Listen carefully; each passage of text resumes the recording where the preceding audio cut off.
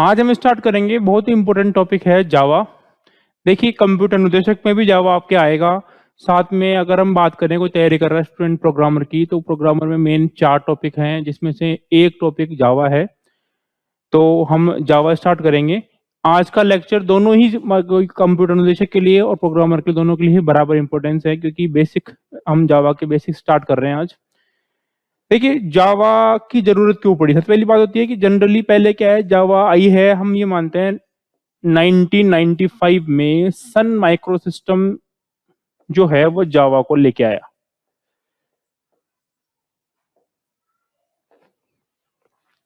Nineteen 95 में जावा आई है। उससे पहले भी प्रोग्रामिंग होती थी, प्रोग्रामिंग उससे पहले होती थी सी में, सी प्लस प्लस में, और भी सारी लैंग्वेजेस थी। तो इनमें ऐसा क्या प्रॉब्लम थी। अब जैसे मान लो कि अगर मैं बोलूँ सी कैसी है, अगर हम सब जानते हैं प्रोसीजर ओरिएंटेड, प्रोसीजर ओरिएंटेड बोल दें या फंक्शन ओरिएंटेड बोल दें, दोनों चीजें बात एक है। और सी प्लस प्लस कैसी है, ऑब्जेक्ट ओरिएंटेड है।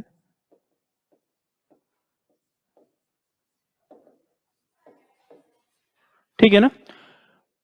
तो मतलब दोनों तरह की लैंग्वेज पहले भी थी, प्रोसीजर ओरिएंटेड भी थी और ऑब्जेक्ट ओरिएंटेड भी थी। फिर ऐसा क्या प्रॉब्लम आई कि जावा की जरूरत पड़ी। जावा में ऐसा क्या था। सबसे मेन सबसे बड़ा जो फीचर है जावा में वो है प्लेटफॉर्म इंडिपेंडेंट। इस वर्ड का मतलब क्या है। देखिए कोई भी ऐसा कोई एग्जाम देने इसमें जावा आएगी तो सबसे पहला क्वेश्चन, सबसे इंपॉर्टेंट क्वेश्चन जो बनता है वो है जावा इज प्लेटफॉर्म इंडिपेंडेंट। ठीक है, any other language is platform dependent. इस मतलब इसका वर्ड का मतलब क्या है। पहली बात समझने की है कि प्लेटफॉर्म क्या होता है। मैं बात करूं पहले प्लेटफॉर्म क्या चीज है। What is platform.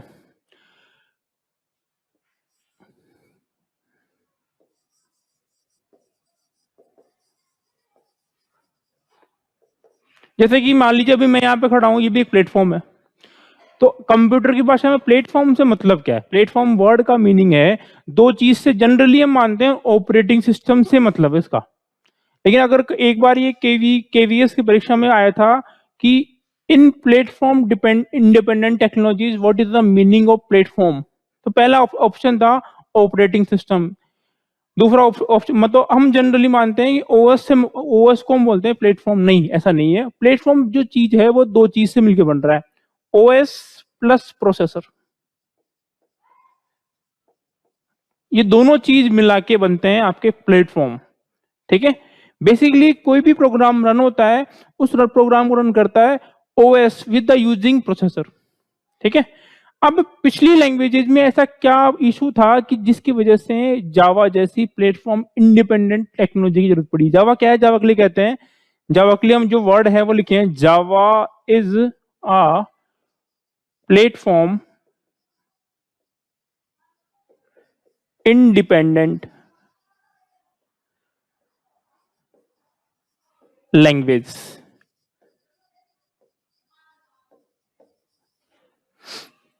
ये चीज है।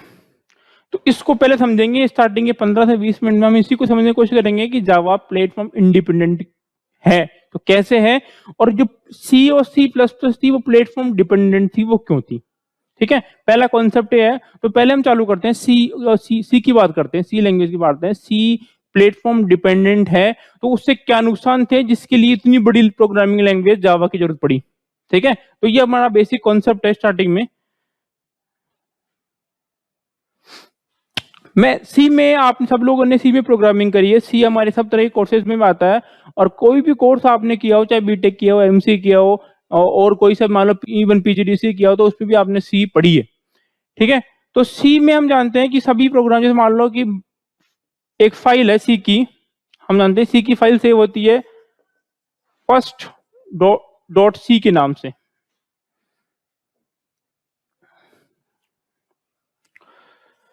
फर्स्ट डॉट सी, इसको हम कंपाइल करते हैं।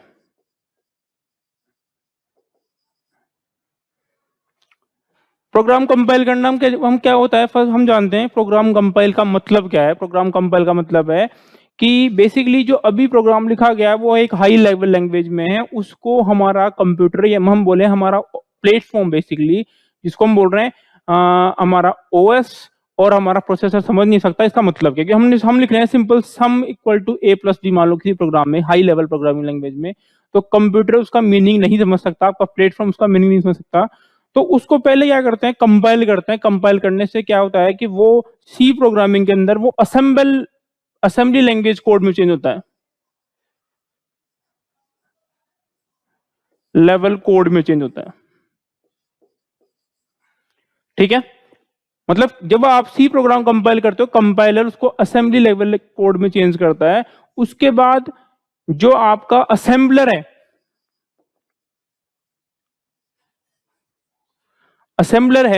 असेंबलर इसको मशीन कोड में चेंज करता है।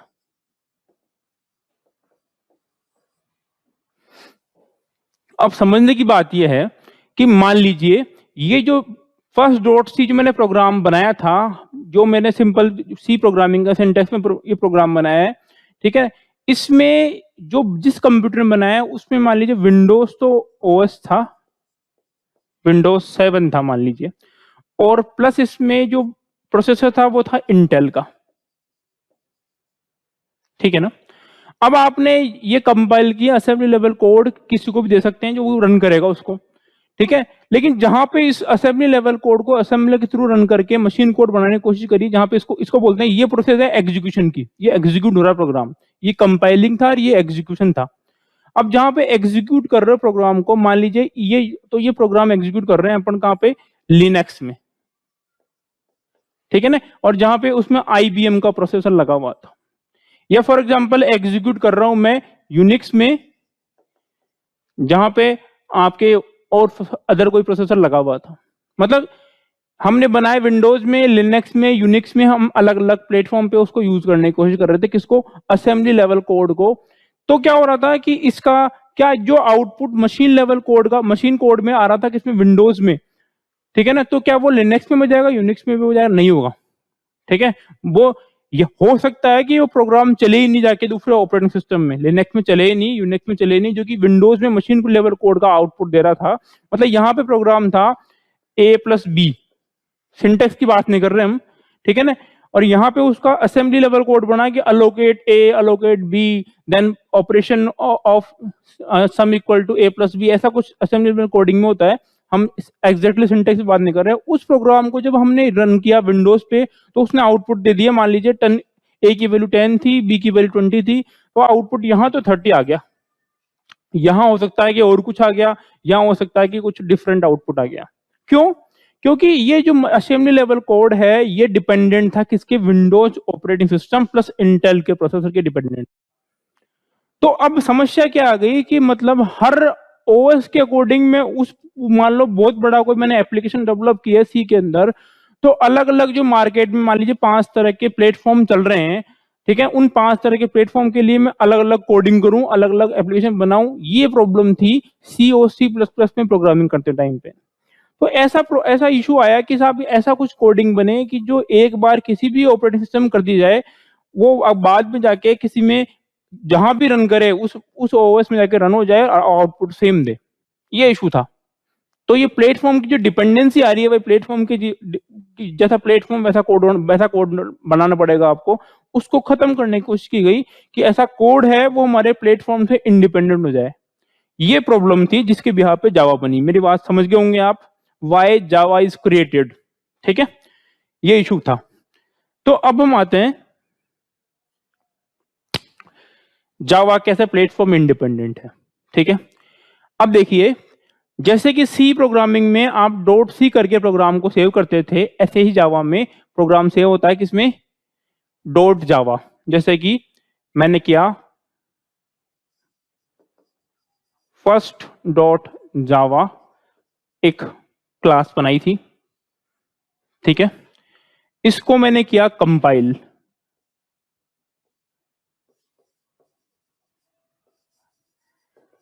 अब देखिए, इसको बहुत सारे क्वेश्चन यहां से बनते हैं। इस कोड को, जो ये कोड बना है, इसको हम बोलते हैं, 2-3 तरह के नाम होते हैं इसके। इसको सोर्स कोड भी बोलते हैं आप, इसको ऑब्जेक्ट कोड भी बोलते हैं, ठीक है ना। क्या क्या बोलते हैं, इस फाइल को, जो कि जहां पे मैंने कोड लिखा, खुद का हाई लेवल प्रोग्रामिंग कोड लिखा, उसको सोर्स कोड भी बोलता है, ऑब्जेक्ट कोड भी बोलते हैं। जनरली टेक्निकल वर्ड क्या है, ऑब्जेक्ट कोड, मतलब जो डॉट जावा फाइल क्या है, एक ऑब्जेक्ट कोड है। इसको कंपाइल किया बाय यूजिंग जावा कंपाइलर, जावा सी, जो कि हम आगे पढ़ेंगे, जावा सी से जावा कंपाइलर, ठीक है ना। जावा सी से कंपाइल किया, कंपाइल हुआ।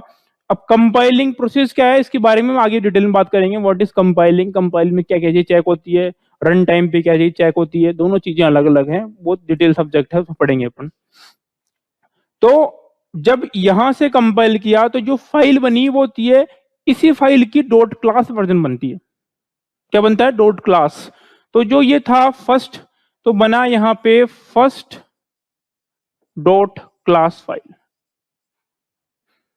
ठीक है ना। जैसे वहां पहले असेंबली लेवल कोड बन रहा था, यहाँ पे डॉट क्लास फाइल बोलती है। इसको टेक्निकल भाषा में क्या बोलते हैं अपन, byte code. That is byte code, that is object code और source code.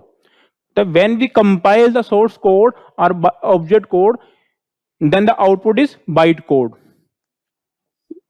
or okay, or we can say that a class file will generate dot class file, ठीक है।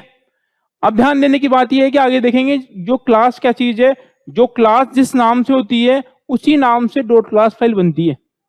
तो इसलिए जनरली हम उस क्लास का नाम और प्रोग्राम का नाम एक ही रखते हैं, ठीक है। आगे देखेंगे, इस चीज को समझेंगे। अब जिस प्रॉब्लम पे हम आ रहे थे उसकी बात करते हैं। अब यहां तक तो प्रोसेस सी में भी यही थी और जावा में भी यही है। वहां पे असेंबली लेवल कोड बनता है, इसमें बाइट कोड बन गया, ठीक है। अब क्या करें, वहां पे एग्जीक्यूट होता था असेंबलर से। असेंबलर क्या है, हर विंडोज के लिए अलग अलग मशीन कोड जनरेट कर देता था, जिससे प्रॉब्लम क्रिएट हो रही थी। अब एक ऐसी डिवाइस की जरूरत है कि जो जिस प्लेटफॉर्म पर, अब ये क्या होता है जनरली, मान लो आपने पूरा सॉफ्टवेयर बनाया, पूरा एप्लीकेशन बनाई, तो ये बाइट कोड आप देते हैं कस्टमर को। ये बाइट कोड देते हैं कि साहब ये आपका है, इसको जहां भी जिस सिस्टम चलाओगे चल जाएगा, ठीक है ना। ये देते हैं कोड, ये सोर्स कोड कभी देते नहीं है, सोर्स कोड कभी नहीं देंगे किसी को, ये देते हैं। अब क्या है कि ये इसको रन करने के लिए एक ऐसी डिवाइस चाहिए कि जो हर प्रकार के, जैसे मान लो ये तो मैंने बनाया विंडोज में, जिसको दिया उसके पास यूनिक्स था या लिनक्स था या रेड हैट था, वो किसी में भी चल जाए, ये था। तो उसके लिए क्या होता है कि जावा के लिए एक मशीन बोलते हैं जेवीएम, जावा वर्चुअल मशीन, उसमें ये कोड रन होगा।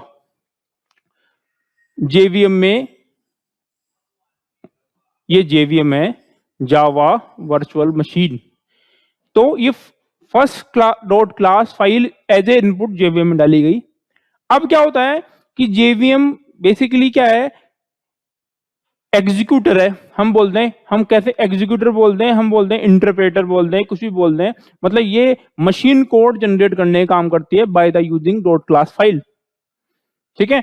अब अगर मान लो मेरे कंप्यूटर में यूनिक्स है, तो मैंने Java development kit JDK download किया, तो ऑटोमेटिक, क्योंकि हम क्या करते हैं जब डाउनलोड कर रहे हैं ओरेकल की साइट से, तो जेडीके डाउनलोड करते हैं, तो ऑटोमेटिक जेवीएम भी डाउनलोड होती है। तो वो पूछता है कि कौन से ओएस के लिए डाउनलोड करना चाहते हैं आप, तो वो हम बोलते हैं कि भाई डाउनलोड करना है हमको जो मेरे पास में, मान लो मेरे पास में लिनक्स है तो लिनक्स से डाउनलोड करना है, विंडोज से विंडोज से करना है।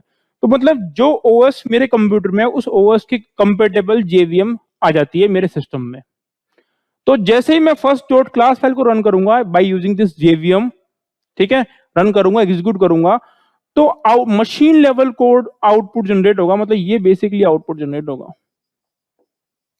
आउटपुट बोल दे, मशीन कोड बोल दे।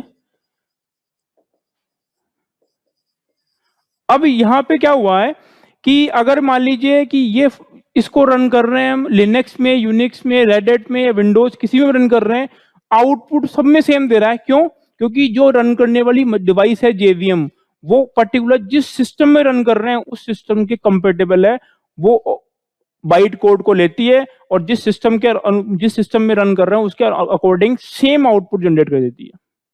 तो अब हम क्या करें, हमने ये चीज देखी कि जेवीएम अगर लिनक्स में है तो लिनक्स के कंपेटेबल होगी, जेवीएम अगर यूनिक्स में है तो यूनिक्स से कंपेटेबल होगी। मतलब जेवीएम क्या है, प्लेटफॉर्म डिपेंडेंट है। समझने की बात यह है कि जेवीएम क्या है, प्लेटफॉर्म डिपेंडेंट है। जेवीएम, क्योंकि जेवीएम प्लेटफॉर्म डिपेंडेंट है इसलिए ये जावा को प्लेटफॉर्म इंडिपेंडेंट बनाती है। समझने की बात है। क्या लिखेंगे आप? मैं कह रहा हूं because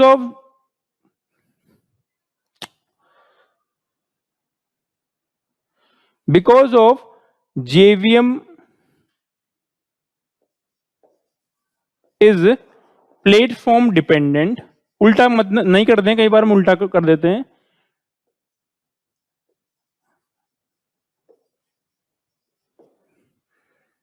JVM is platform dependent, so it makes Java platform independent।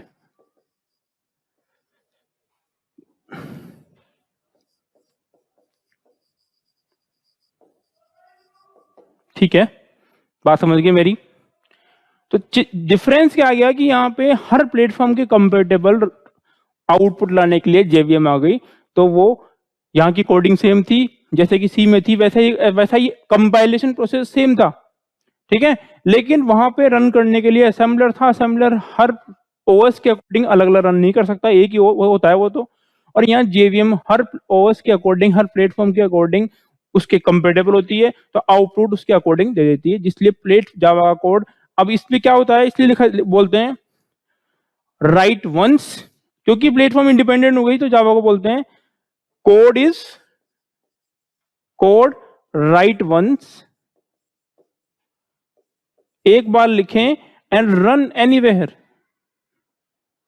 ये आपको कई बुक में लिखा हुआ मिलेगा, इसका मतलब ये हुआ एक बार लिखें कहीं पे रन करें चलेगा वो। ये सारी फंक्शनलिटी कैसे आई? Due to the JVM. Very clear? Okay, तो हमने पहला हमारा कॉन्सेप्ट देखा कि Java is platform independent because of JVM. ठीक है, थैंक यू। नेक्स्ट की तरफ बढ़ते हैं। अब हम बात करते हैं कि जावा में काम कैसे होता है, कि बेसिक चीजें क्या हैं, उनके बारे में बात करते हैं। ठीक है, हम सब ने सी लैंग्वेज पढ़ी है। हाँ सर, पढ़िए सी। सी में एक कॉन्सेप्ट था स्ट्रक्चर, पढ़ा होगा। स्ट्रक्चर के लिए क्या क्या था बताएं? What is structure in C?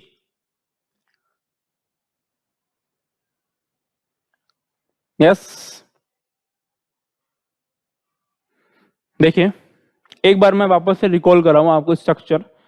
Structure ऐसा चीज होती थी जिसके अंदर क्या है कि जरूरत क्या थी स्ट्रक्चर की, एक सिंपल वेरिएबल के अंदर एक ही टाइप का डेटा सेव कर सकते थे, लेकिन हमको एक ऐसा डिराइव्ड डेटा टाइप बनाने की जरूरत थी कि जिससे क्या है कि मल्टीपल टाइप्स के डेटा आ जाए। जैसे कि किसी एम्प्लॉय का employee ID, employee name, employee salary, employee designation और वट एवर उसका एड्रेस वगैरह जो है, सारी डिटेल्स एक ही वेरिएबल में, एक ही एलिमेंट में सेव करना चाहें तो वो रिक्वायरमेंट फिलफिल करने के लिए सी में आया था स्ट्रक्चर।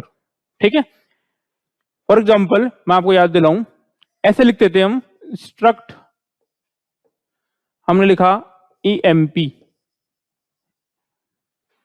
करली ब्रेसेस, और इसका क्या क्या लिखना है आपको? Employee ID, name, character array,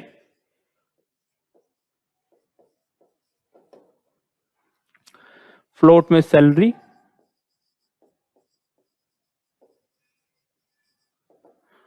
ठीक है, ऐसा कुछ चीजें आती थी। लेकिन देखो इसमें क्या खास बात है कि ये सारे स्ट्रक्चर के मेंबर्स हैं। मतलब ये क्या हो रहा है बेसिकली कि ये क्या करने जा रहा है कि इस एम्प्लॉय की प्रॉपर्टीज डिफाइन कर रहा है। प्रॉपर्टीज क्या क्या है? एम्प्लॉय आईडी, नेम, सैलरी, ऐसा है। लेकिन क्या कर रहे हैं इसके अंदर, केवल प्रॉपर्टीज में उसके कुछ आप नाम, मतलब उसके जैसे मान लो मेरा फोन है, फोन के लिए क्या कर रहे हैं, उसका मॉडल नंबर, उसका कलर, ठीक है ना, उसकी रेट, उसके ओनर नेम, उसकी कंपनी नेम, ये आ रहे हैं। लेकिन मान लो फोन क्या करता है, रिंग करता है। फोन में मतलब फोन से हम कॉल कर सकते हैं, फोन की आती है, घंटी सुनाई देती है, वो रिंग करता है, मतलब वो उसके फंक्शंस हैं।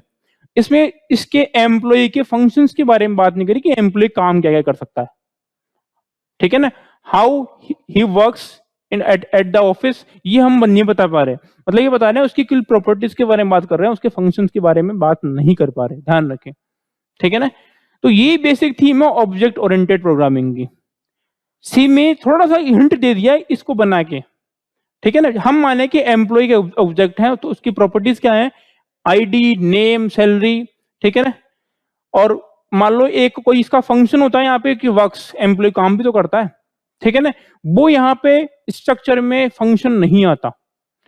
अब मैं क्या करूं कि अगर कि मान लो कि जावा के अंदर जाऊं, तो इसी चीज को, इसी कॉन्सेप्ट को यूज किया वहां पे, ठीक है ना। और वहां पे क्या किया, साथ साथ में फंक्शन भी डाल दिया, तो उसको बोल दिया ऑब्जेक्ट ओरिएंटेड प्रोग्रामिंग। तो ऑब्जेक्ट मतलब ये एम्प्लॉई एक क्लास है, ठीक है, और उसके फीचर्स क्या है, एम्प्लॉय आईडी, नेम, सैलरी, और उसका जो था काम था क्या करना, वर्क्स, तो वो एक बना दिया फंक्शन। वो चीज आ जाती है वहां पे, एक्स्ट्रा ऐड कर देते हैं, मतलब एज ए मेंबर वहां पे फंक्शन भी डाल दिया जाता है। यहाँ पे एज ए मेंबर केवल वेरिएबल्स ही होते हैं, वो नहीं होते।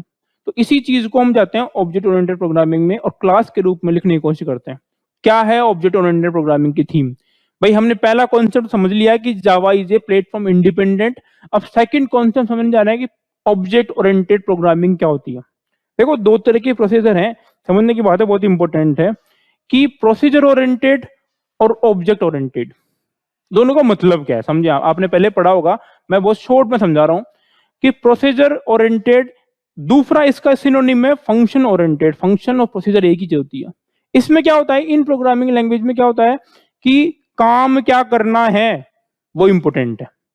लाइक सी में यही इंपॉर्टेंट है, क्या करना है, ठीक है ना। और ऑब्जेक्ट ओरिएंटेड प्रोग्रामिंग में मेन चीज क्या, ऑब्जेक्ट इंपॉर्टेंट होता है। जैसे मान लीजिए कि कोई ऑफिस है, तो ऑफिस एक ऑब्जेक्ट होगा, उसके क्या क्या फीचर्स होंगे, वो उसके वेरिएबल्स होंगे, और वो क्या काम करता है वो उसके फंक्शन बन जाएंगे। तो वहां पे मेन चीज क्या है, वस्तु विशेष इंपॉर्टेंट होती है, और यहाँ पे कार्य विशेष इंपॉर्टेंट होता है, हिंदी में बोले तो अपन, मतलब प्रोसीजर ओरिएंटेड प्रोग्रामिंग में काम क्या करना है दैट इज इंपॉर्टेंट, ठीक है ना। और ऑब्जेक्ट ओरिएंटेड प्रोग्रामिंग में कौन किसके लिए, ये जो आंसर है वो, मतलब जिसको अपन इंग्लिश लैंग्वेज में बोलते हैं ऑब्जेक्ट, वो ऑब्जेक्ट इंपॉर्टेंट है वहां पे। तो उस ऑब्जेक्ट के चारों तरफ वो प्रोग्रामिंग घूमती है कि हाँ इस ऑब्जेक्ट के क्या क्या फीचर्स हैं, क्या क्या काम कर सकता है। तो फीचर्स को बोलते हैं उसके वेरिएबल्स, क्या क्या काम कर सकता है उसको बोलते हैं उसके फंक्शंस। समझ रहे मेरी बात को आप? ये दोनों अलग अलग तरह की प्रोग्रामिंग थीम्स हैं। हम्म हम्म हम्म